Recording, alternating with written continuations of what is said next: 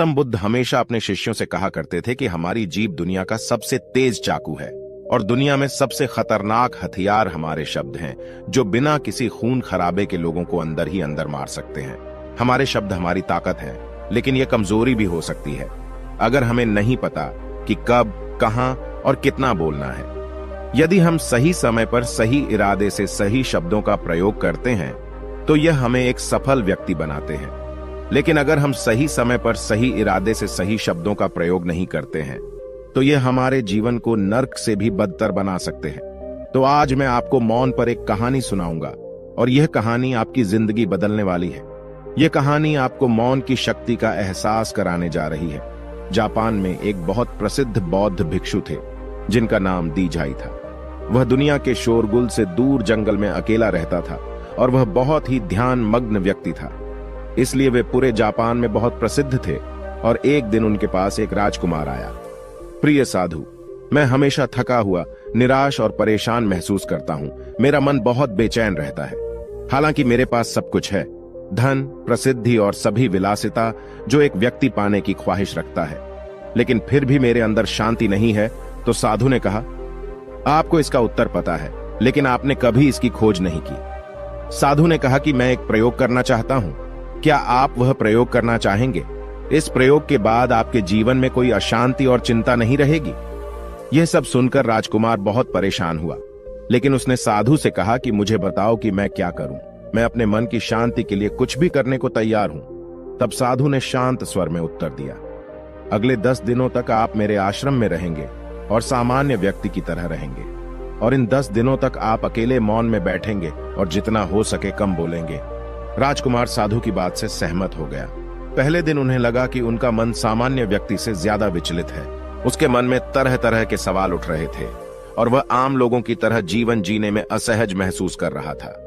उसके भीतर बोलने की प्रबल इच्छा थी, पर वह मान गया और कुछ न बोला, एक शब्द भी नहीं। लेकिन वह चुपचाप बैठा रहा। लेकिन जैसे जैसे रात होती गई, उसे एक बड़ी शांति का अनुभव हुआ। उसके लिए यह बड़ा अजीब था। वह अंदर ही अंदर खुश हो रहा था और अपने आप से पूछ रहा था कि बेचैनी कम क्यों हो रही है। अगले दिन राजकुमार एकांत में बैठा प्रकृति को, फूलों को, पौधों को, आकाश में उड़ते पक्षियों को देख रहा था। अपने जीवन में पहली बार वह देख रहा था कि उसके चारों ओर कितनी सुंदर प्रकृति है।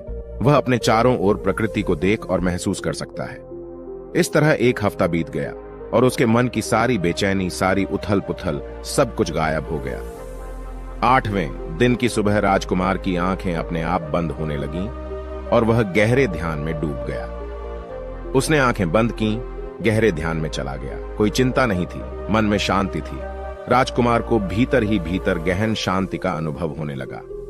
बाकी के 2 दिन गहरे ध्यान में बिताने के बाद राजकुमार खुद को एक बौद्ध भिक्षु के सामने पेश करता है। राजकुमार ने साधु से कहा कि प्रिय साधु, मुझे उत्तर मिला कि मेरा मन इतना अशांत क्यों है। उन्होंने कहा कि मुझे पता चला कि मेरा मन इतना विचलित और अशांत क्यों था। फिर उन्होंने पूछा, बताओ क्या जवाब मिला? राजकुमार ने कहा कि मैं जरूरत से ज्यादा बातें करता था और दिन भर लोगों पर ऊर्जा बर्बाद करता था और उनके बारे में अकेले ही सोचता था और ज्यादातर समय उनके बारे में नकारात्मक ही सोचता था। इस प्रकार मेरा समय नष्ट हो रहा था और अधिक बातें करने और सोचने से मेरा मन अशांत हो गया था। इस वजह से मैं कोई भी काम अच्छे से नहीं कर पाता था, जिसके कारण मैं लगभग हर काम में असफल होने लगा था और निरंतर असफलता ने मुझे और अधिक उदास और चिड़चिड़ा बना दिया और इसने मेरे जीवन को और नष्ट कर दिया। लेकिन ये 10 दिन बिल्कुल अलग थे। अब ऐसा लग रहा है कि अपनी जिंदगी को पूरी तरह से जी रहा हूं और इससे पहले मैं अपनी जिंदगी गलत तरीके से जी रहा था। मैंने यह भी सीखा कि हमें ध्यान करने की आवश्यकता नहीं है, ध्यान अपने आप हो जाता है। और ध्यान से मैंने पहली बात यह सीखी कि किसी के जीवन में सबसे महत्वपूर्ण घटना स्वयं को जानना है। बौद्ध भिक्षु ने कहा कि आप ही नहीं, दुनिया में ज्यादातर लोग जरूरत से ज्यादा बोलते हैं।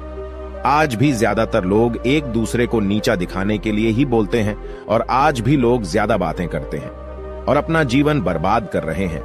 साधु ने राजकुमार को मौन रहने का महत्व समझाया और कहा कि एक बार शिष्य गौतम बुद्ध से पूछते हैं कि प्रिय बुद्ध, आप अधिकांश समय मौन क्यों रहते हैं? बुद्ध ने कहा, मैं गहराई में मौन रहता हूं। मौन स्वयं को जानने की पहली सीढ़ी है। यदि आप मौन नहीं रह सकते हो तो स्वयं को जानना असंभव है। स्वयं को जानने की पहली सीढ़ी मौन है। जितना जरूरी हो उतना ही बोलें, और आप पाएंगे कि 90% बोलना हानिकारक होता है। नहीं बोलते तो अच्छा था। 90% मुश्किलें कम हो जाएंगी अगर लोग थोड़ा सा चुप हो जाएं, झगड़े कम हो जाएं, अशांति कम हो जाए, फेंकना कम हो जाए। बस तुम दोनों चुप रहना सीख जाओ। दुनिया में बहुत सारी मुसीबतें सिर्फ बोलने से पैदा हो जाती हैं। जो मौन रहना जानता है वो भीड़ में भी अकेले रहने का हुनर जानता है। एकांत में मनुष्य स्वर्ग भी है। दूसरों की उपस्थिति बेचैनी पैदा करती है। पहले अपने साथ मौन धारण करो, फिर अपनी ऊर्जा को मोड़ में आने दो, मन को घर आने दो। जब आप दूसरों की उपस्थिति से उठते हैं और परेशान हो जाते हैं तो उचित है कि आप अपनी आंखें बंद कर लें और अपने आप में खो जाएं। तुम वहां से भी ताजगी पाओगे, क्योंकि तुम्हारे जीवन का स्रोत वहीं छिपा है। वह किसी और में नहीं है, लेकिन तुम्हारी जड़ें तुम्हारे जैसी हैं। आखिर कौन तुम्हें अपने भीतर ले जाएगा? यदि कोई ना हो तो मुझे स्वयं ही भीतर जाना होगा। इसलिए अपने भीतर जाओ। वही परम राजा है, वही जीवन का स्रोत है, वहीं से आनंद का जन्म होता है, वहीं से तुम मृत्यु में डूबोगे। वहीं तुम्हारा सूर्य उदय होगा, वह फिर अस्त होगा। जब भी तुम डुबकी लगाकर लौटोगे वहीं से पाओगे। फिर तुम फिर से तरोताजा हो जाओगे। तब जीवन का नया धन पाओगे। फिर नई शक्ति का जन्म होता है। थकान मिटती है, उदासी मिटती है, चिंता मिटती है। जैसे कोई नहाकर आता है तो शरीर शीतल हो जाता है, शांत हो जाता है, वैसे ही भीतर से कोई वापस आता है तो मौन में स्नान करके लौट आता है तो पूरा व्यक्तित्व शांत हो जाता है और मन आनंदित हो जाता है।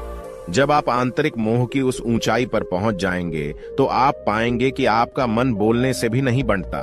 वह निरंतर तुम्हारे भीतर बैठी उसकी एक अंतर्धारा बनी रहती है। तुम बोलो लेकिन अपने को मत छोड़ो। आप शब्दों का प्रयोग भी करते हैं लेकिन अपनी चुप्पी नहीं तोड़ सकते। तब तुम्हारी वाणी में सुगंध होगी, फिर तुम्हारी वाणी में विशालता होगी, जो तुम्हारे बोलने का संगीत होगा। सब ठीक हो जाएगा। आप बोलेंगे तो दूसरे ठंडे पड़ जाएंगे। भीतर से मौन होते ही आप इतने शक्तिशाली होने लगते हैं कि समाज की पराधीनता छोड़ने लगते हैं और आपकी जिंदगी में एक ऐसा मजा आता है जो सिर्फ दीवानों की जिंदगी में होता है। आपके चेहरे पर एक नई चमक आ जाती है, आपकी आंखें किसी और चमक से भर जाती है और आप असीम शांति के सागर में डूबने लगें। ऐसा कहकर उन्होंने अपनी बात समाप्त की। दोस्तों, आपने भी अनुभव किया होगा कि ज्यादा बातें करने से मन शांत हो जाता है। हम अपने मन के साथ साथ अपने ध्यान पर भी नियंत्रण खो देते हैं। जो लोग बहुत अधिक बातें करते हैं उनमें किसी एक कार्य पर ध्यान केंद्रित करने की क्षमता नहीं होती है। इसलिए वे अपने किसी भी लक्ष्य पर पूरी तरह से केंद्रित नहीं होते हैं और वे जीवन की सच्चाई को नहीं समझ पाते हैं और न ही कभी मनचाही सफलता प्राप्त कर पाते हैं। इसके अलावा आपने देखा होगा वो लोग अक्सर लोगों के बीच हंसी का पात्र बन जाते हैं और जो कम बोलते हैं और अपनी बात पर टिके रहते हैं उन्हें सम्मान मिलता है। लोग जो कहते हैं उसे सुनते हैं और विश्वास करते हैं और अशांत मन वाला व्यक्ति जीवन में किसी भी कार्य में सफल नहीं हो पाता, क्योंकि उसका किसी भी कार्य में मन नहीं लगता। अगर कोई व्यक्ति जानता है कि उसे कब, कहां और क्या कहना है तो वह वास्तव में बहुत बुद्धिमान है और ऐसा व्यक्ति जहां भी जाता है आकर्षण का केंद्र बन जाता है और जो कुछ भी करता है उसमें सफल हो जाता है। यदि हम महान व्यक्ति के व्यक्तित्व को देखें तो पता चलेगा कि वह कम बोलते हैं और कम से कम शब्दों में अपनी बात समाप्त करते हैं। वह बोलने से पहले गहराई से सोचता है कि उसे क्या कहना है। लेकिन जो लोग अधिक बोलते हैं वे कई बार झूठ बोलते हैं और अपनी बातों से दूसरों के दिमाग पर कचरा डालते रहते हैं।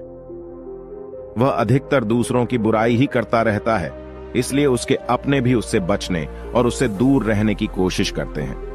हमारे भारतीय उपनिषदों में कहा गया है कि हमारे वचन ही वास्तविक धर्म हो सकते हैं। मौन से धैर्य आता है, धैर्य से ध्यान आता है और ध्यान से व्यक्ति अपने जीवन के प्रति जागरूक हो जाता है। दोस्तों, आप भी प्रतिदिन कम से कम 30 मिनट एकांत में शांत बैठने का प्रयास करें। इससे आप सब में एक सकारात्मक बदलाव अवश्य आएगा।